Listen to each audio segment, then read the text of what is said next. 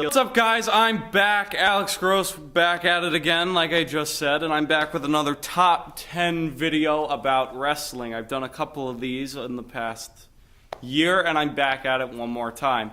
This time I'm going to go through the top 10 finishers and signature moves in WWE. Kicking off my list at number 10, it is the classic choke slam. This thing has been around for many, many years. This thing has been around just as long as WWE has.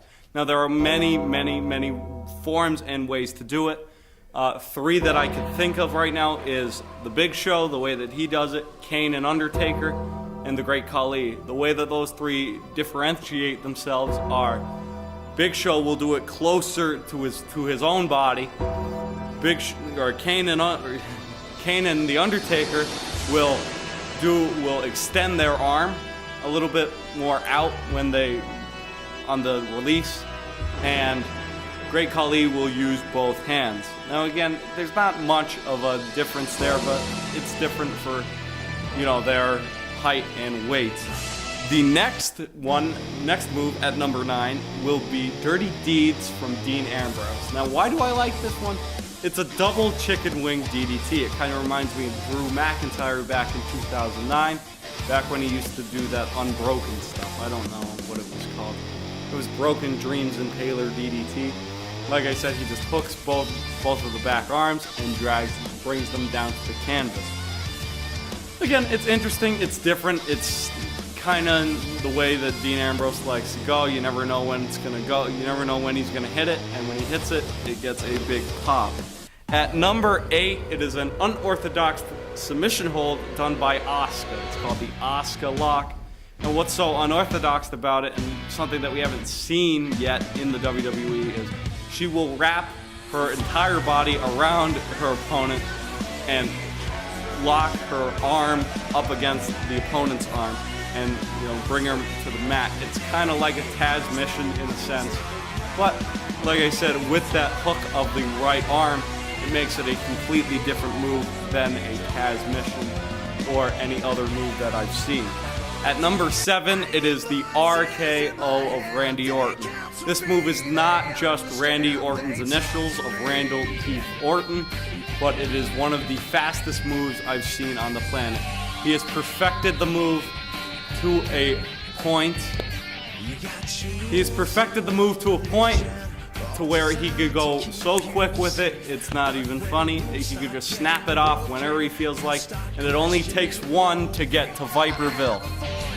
At number 6, it is a move similar to it when it comes to speed. It is Brock Lesnar's F5. Brock Lesnar's F5, for a man his size, he gets this thing off very, very quick. Now, I was going to put John Cena's attitude adjustment at this spot, but instead I went with the F5 because it is much more powerful than the attitude adjustment. It is, like I said, it's similar, but when John Cena does the attitude adjustment, he flips them over his head on the opponent's back. But for the F5, it's a flip to the side, bringing them face first. At number 5, it is Sami Zayn's Helluva Kick. The reason I put Sami Zayn on this list with the Helluva Kick is because, there's been multiple kicks in the WWE, the Sweet Chin Music being just to name one. But this one has its own different thing because he sets him up in the corner and he charges that said corner, giving off a very, very intense feel before he actually hits the move. At number 4, it is Kevin Owens' pop-up powerbomb. Now again, I like Kevin Owens' pop-up powerbomb because of the fact of his size. You don't see men that size be that athletic. He also does a moonsault for a signature. Again, signatures and finisher. A signature and a finisher.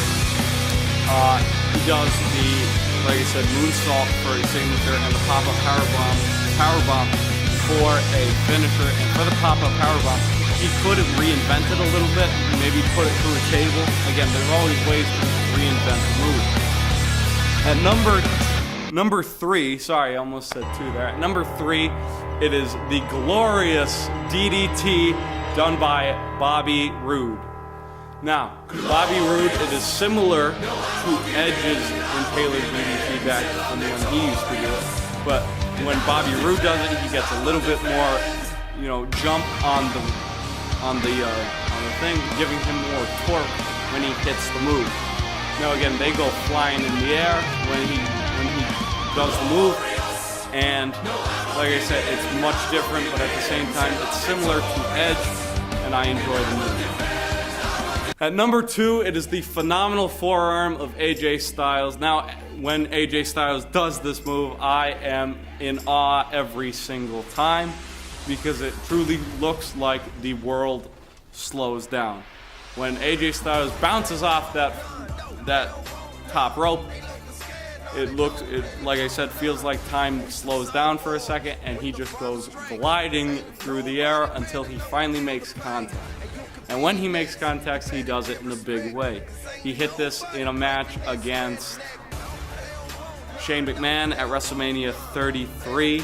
He hit this in all of his matches against John Cena, and every single time it kept me on the edge of my seat. And at number 1, it is the Kinshasa knee strike done by Shinsuke Nakamura. My cameraman just rolled his eyes because he doesn't agree with me, but let's see if I could sell him. Now, the Kinshasa knee strike of Shinsuke Nakamura is on this list simply because of the impact that he has when he hits the move. I mean, the speed that he brings his knee up is astounding to me. He's obviously perfected the move down in Japan, and he's using it here in the United States. So, like I said, those were just a couple moves that I enjoy watching and on WWE programming. If you have any more that you would like me to discuss, leave it in the comments below. Leave a like, share, and subscribe to my channel to get more top 10 videos like this. And I will see you on the next one.